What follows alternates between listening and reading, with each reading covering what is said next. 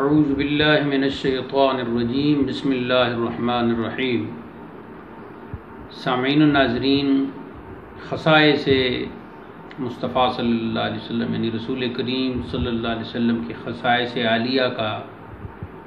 جو سلسلہ قسط وار چل رہا ہے اس کی یہ تیسری قسط ہے۔ پہلی دو قسطوں میں ہم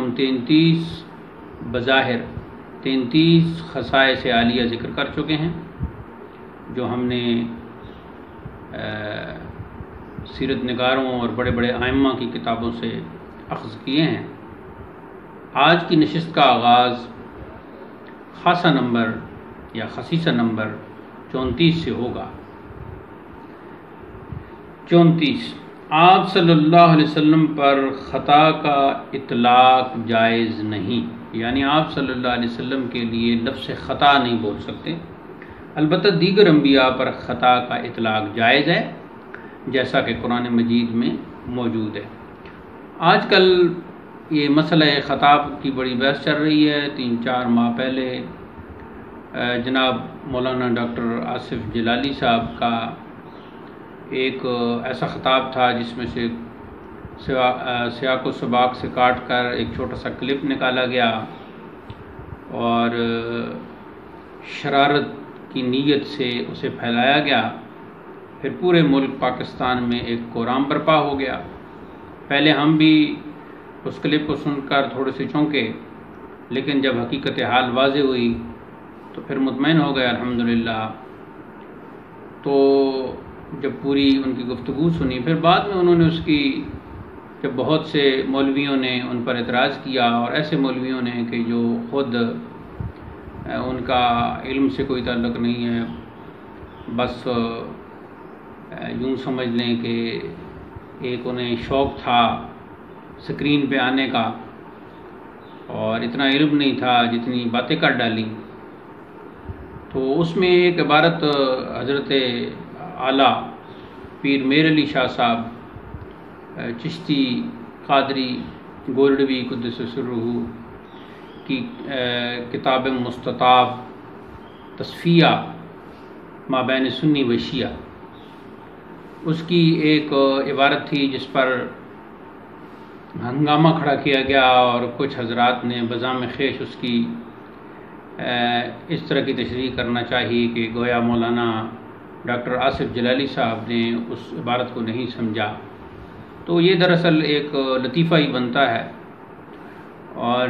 حضرت اعلیٰ گولڈوی کی جو کتابیں ہیں وہ سب کے سامنے موجود ہیں، اور حضرت اعلیٰ گولڈوی کی کتابیں سمجھنے کے لیے ان کے دربار پر جو موجودہ سجادہ نشین ہیں یا جو دیگر صاحبزادگان ہیں ان کی ضرورت نہیں ہے۔ میں نہیں سمجھتا کہ وہ صاحبزادگان خود بھی وہ کتابیں سمجھ سکتے ہیں یا نہیں۔ جو چھوٹے ہیں وہ تو چھوٹے ہیں ظاہر ہے، تو جو بڑے ہیں میں ان کی بات کر رہا ہوں کہ ان کا بھی کوئی ایسا دعویٰ سامنے نہیں آیا کہ وہ حضرت اعلیٰ کی کتابیں سمجھتے ہیں۔ حضرت اعلیٰ کی کتابیں سمجھنے کے لیے پہلی بات یہ ہے کہ ان کی عبارت خوانی بندہ کر سکے، اور عبارت خوانی کرتے وقت یہ دھیان میں رہے کہ کبھی قرآن کی آیت آئے گی، کبھی حدیث کا ٹکڑا آئے گا، کبھی کوئی اور عربی عبارت آئے گی، کبھی فارسی عبارت آئے گی، کبھی کوئی شعر آ جائے گا، تو پھر مختلف علوم کی باتیں ہوتی ہیں۔ تو کسی بڑے عالم کی، جیسے اعلیٰ حضرت فاضل بریلی امام احمد رضا خان قدس سرہ ہیں، یا حضرت اعلیٰ گولڈوی ہیں، یا بڑے بڑے مشائخ جو گزرے ہیں اور جو متقدمین ہیں، تو ان کی کتابوں، حضرت مجدد ہیں، ان کی کتابوں کو سمجھنے کے لیے نہ صرف عربی فارسی کا آنا ضروری ہے بلکہ علوم و فنون کا آنا بھی ضروری ہے۔ میری مراد یہ ہے کہ آپ علم صرف کے بھی ماہر ہوں، علم نحو کے بھی ماہر ہوں، علم بلاغت جو معانی ہے، پھر بیان اور بدیع اس کے ضمن میں آتے ہیں، ان سے آپ آگاہ ہوں، پھر آپ علم منطق اور فلسفہ سے آگاہ ہوں، ان کی اصطلاحات سے آگاہ ہوں، آپ کو خطا فی الفکر سے آپ بچ سکتے ہوں اور نتیجہ درست نکالتے ہوں، مختلف قضایا کو ملا کر نتیجہ آپ درست نکال سکتے ہوں، آپ کو مقدم تالی کا پتہ ہو، مبتدا خبر کا پتہ ہو، متعلقات جملہ کا پتہ ہو، جملہ شبہ جملہ، پھر مختلف جو اسالیب کلام ہیں وہ آپ کو پتہ ہوں، پھر علم فقہ ہے، اصول فقہ ہے، علم حدیث ہے، اصول حدیث ہے، علم تفسیر ہے، اصول تفسیر ہے، پھر اصول تفسیر کا علم جو ہے وہ کافی وسیع ہے، اس میں شان نزول ایک اس کا بہت بڑا پارٹ ہے، مختلف قرآنی آیات کی شان نزول کا پتہ ہونا، پھر جو مفسرین نے کسی آیت کی تفسیر میں مختلف اقوال جو صحابہ کے بیان کیے ہیں وہ ان کا پتہ ہونا، پھر تاریخی اعتبار سے پتہ ہونا، سیرت النبی صلی اللہ علیہ وسلم کا معلوم ہونا، مکی زندگی کا ایک ایک لمحہ اس سے آگاہی ہونا، پھر مدنی زندگی کے 10 سال ان سے آگاہی ہونا، پھر جو معرکے ہیں غزوہ بدر ہے، احد ہے، خندق ہے، تبوک ہے، یہ مختلف معرکے 27 وہ غزوات جن میں آپ صلی اللہ علیہ وسلم نے بنفس نفیس اللہ اکبر شرکت فرمائی، پھر یہ ساری چیزیں ہیں، پھر دیگر علوم و فنون ہیں، ان تمام علوم و فنون کا، پھر تاریخ کے واقعات کا، ان ساری باتوں کا انسان کا علم ہو، پھر علم مناظرہ سے واقف ہو، دلائل سے واقف ہو، متقدمین کے اختلافات سے واقف ہو، تو تب کہیں جا کر بات بنتی ہے اور علماء مشائخ کی جو بڑے ہیں کبار ہیں ان کی کتابیں پڑھی جا سکتی ہیں۔ اب یہ کوئی کھیل نہیں ہے کہ ہر کوئی اٹھے اور پگڑی باندھ لے اور داڑھی پہ جناب کلف لگا لے اور سامنے آ جائے اور یوں کہنا شروع کر دیں میں یہ ہوں تو میں وہ ہوں، میں یہ ہوں تو میں وہ۔ ایسی بات نہیں ہوتی، جو علمی بات ہوتی ہے اس کو علمی انداز میں کرنا چاہیے، اور خواہ مخواہ کسی کی ضد نہیں کرنی چاہیے، اور ضد کا مقصد بھی کوئی علمی نتیجہ نکالنا نہ ہو، بلکہ ضد کا مقصد محض اپنے آپ کو شو کرنا، اپنا دکھاوا کرنا، اپنی نمود نمائش کہ میں ہوں میں ہوں میں ہوں۔ حالانکہ اگر آپ کے پاس علم نہیں ہے، آپ عالم نہیں ہیں، آپ فاضل نہیں ہیں، آپ علامہ نہیں ہیں، محقق نہیں ہیں، مدقق نہیں ہیں، تو بے شک جتنے مرضی روپ بدل کر آپ ویڈیوز بناتے رہیں، جتنی مرضی آپ باتیں کرتے رہیں، اس سے کچھ بھی نہیں بنے گا۔ بات وہی ہوگی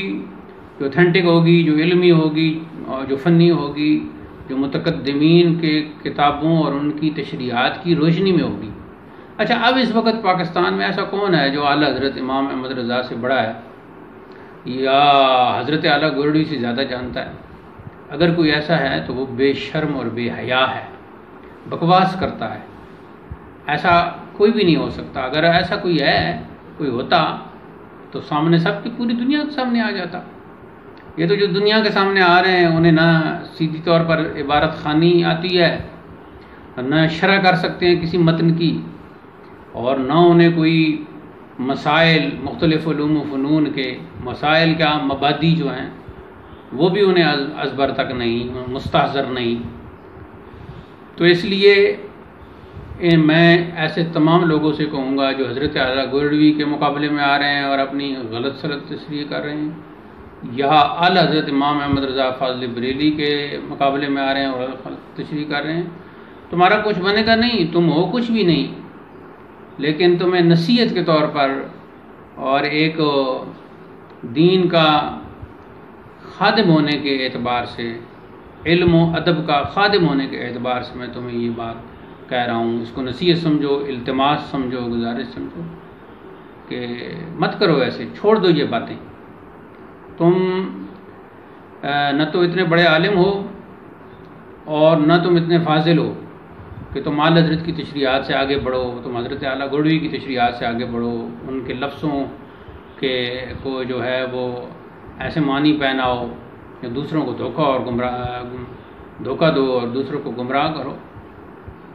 ایسے کبھی بھی نہیں ہو سکتا۔ اللہ تعالیٰ جسے ہدایت دیتا ہے اسے ہدایت دیتا ہے، اور جسے گمراہ کرتا ہے پھر وہ گمراہ ہی رہتا ہے۔ تو امام سیوطی کو پڑھو، دیگر کو پڑھو، کیا وہ لکھتے ہیں کہ آپ صلی اللہ علیہ وسلم پر خطا کا اطلاق جائز نہیں ہے، البتہ دیگر انبیاء پر خطا کا اطلاق جائز ہے۔ تو یہ چونکہ آج کل مسئلہ خطا یہ بنا ہوا تھا تو میں نے اس پر ذرا گفتگو کر دی، کیونکہ یہ تاریخی اعتبار سے ہر آدمی جو منسلک ہوتا ہے اس کے متعلقین بھی اس کی بات سن کر مطمئن ہوتے ہیں، تو میں نے اپنے متعلقین کے لیے،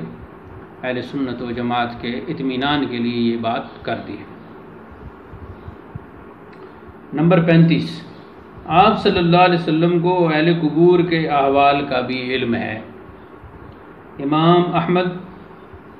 حضرت جابر رضی اللہ تعالی عنہ سے راوی کہ ایک دن حضور صلی اللہ علیہ وسلم بنی نجار کے باغ میں داخل ہوئے. یہ بنی نجار ایک قبیلہ ہے, ان کے باغ میں داخل ہوئے. آگے عبارت ہے فَسَمِعَ أَصْوَاتُ رِجَالٍ مَاتُوا فِي الْجَاهِلِيَّةِ يُعَذَّبُونَ فِي الْقُبُورِ. تو آپ نے بنی نجار کے ان لوگوں کی آواز کو سنا جو زمانہ جاہلیت میں مر چکے تھے. ماتوا فی الجاہلیہ, جو زمانہ جاہلیت میں مر چکے تھے. یعذبون فی القبور, اور قبر میں انہیں عذاب ہو رہا تھا. الخصائص للسیوطی, امام جلال الدین سیوطی کی معتبر, مستند اور فن خصائص میں سب سے اعلیٰ, سب سے افضل, ریئر بک ہے یہ الخصائص الکبریٰ. تو آپ کا یہ خاصہ ہے کہ آپ صلی اللہ علیہ وسلم نہ صرف زندہ لوگوں کے احوال سے باخبر ہیں بلکہ اہل قبور کے احوال سے بھی باخبر ہیں. اسی لیے حضور اعلیٰ حضرت نے فرمایا